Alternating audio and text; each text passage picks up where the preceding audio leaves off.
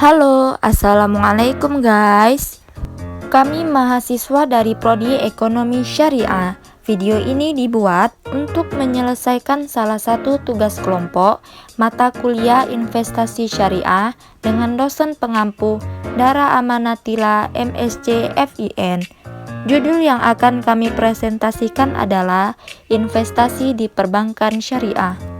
Sebelumnya, perkenalkan saya Delna Safitri dengan NIM 2006020034 dan saya Dema Isnia dengan NIM 20060217. Kami bekerja sama dalam memenuhi tugas ini.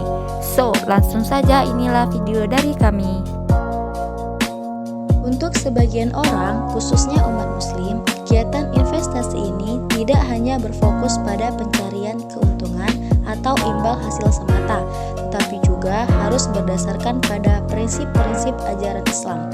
Dengan demikian, investor yang menganut prinsip-prinsip yang disebut syariah ini bisa tenang, karena aktivitas ekonomi yang dijalankannya tidak mengandung sama sekali unsur riba, gharar, dan juga misir. Perbedaan antara investasi konvensional dengan investasi sistem perbankan syariah adalah keuntungan yang diperoleh nasabah. Jika investasi konvensional mengenal keuntungan berupa bunga bank, lain halnya dengan investasi syariah yang menggunakan persentase bagi hasil atau nisbah. Sistem bagi hasil pada investasi syariah ini memberikan efek keadilan bagi para investor dan nasabah bank. Diawali dengan rasa kepercayaan dan dilengkapi dengan sistem perbankan ekonomi Islam yang memberikan rasa keadilan bagi para nasabah. Investasi syariah ini berlaku universal bagi siapapun.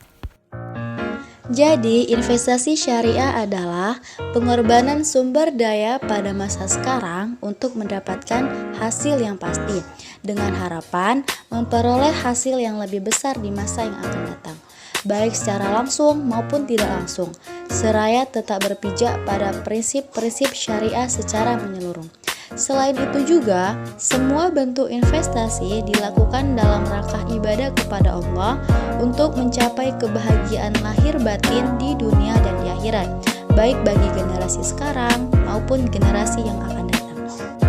Sedangkan pengertian perbankan syariah adalah lembaga keuangan yang usaha pokoknya memberikan pembiayaan dan jasa-jasa lain dalam lalu lintas pembayaran, serta peredaran uang yang operasionalnya disesuaikan dengan prinsip syariat Islam.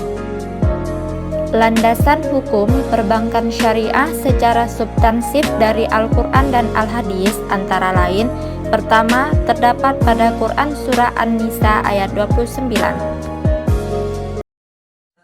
Ya ayyuhalladzina amanu la ta'kulu amwalakum bainakum bil batil illa an takuna tijaratan an taradin minkum wa la taqtulu أنفسكم إن الله كان بكم رحيما. Selanjutnya terdapat hadis sahih yang diriwayatkan oleh Imam Al-Bukhari, yaitu barang siapa yang melakukan salaf atau salam, hendaknya ia melakukan dengan takaran yang jelas dan timbangan yang jelas untuk jangka waktu yang diketahui. Sementara landasan yuridis legalisasi perbankan syariah di Indonesia terdapat pada Undang-Undang Nomor 21 Tahun 2008 tentang Perbankan Syariah. Fungsi dari perbankan syariah. Yang pertama, manajer investasi atau mudarib. Bank syariah berfungsi sebagai manajer dari pemilik dana yang dihimpun atau sebagai pengelola investasi atas dana nasabah dengan menggunakan akad mudharabah. Yang kedua, investor atau sohibul mal.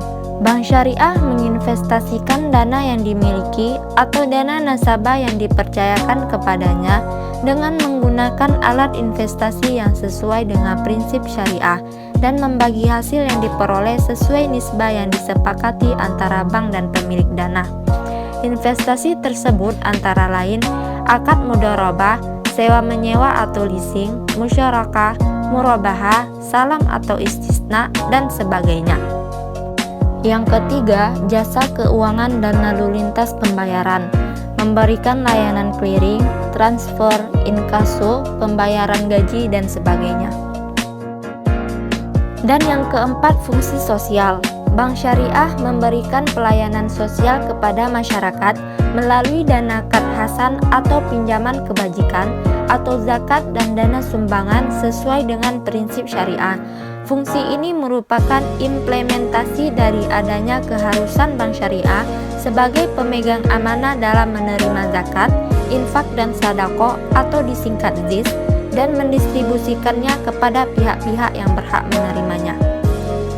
Aplikasi akad pada produk-produk perbankan syariah terbagi 3. Yang pertama, penghimpunan dana atau funding. Ini terbagi menjadi 2, yaitu prinsip wadiah, contohnya giro dan tabungan, dan prinsip mudharabah, contohnya giro, tabungan, dan deposito. Yang kedua, penyaluran dana atau financing terbagi menjadi 2. Yang pertama, prinsip jual beli, murabahah, salam, dan istisna, contohnya pembiayaan investasi dan pembiayaan konsumsi. Dan yang kedua, prinsip bagi hasil mudharabah, musyarakah, dan muzaraah, contohnya pembiayaan modal kerja.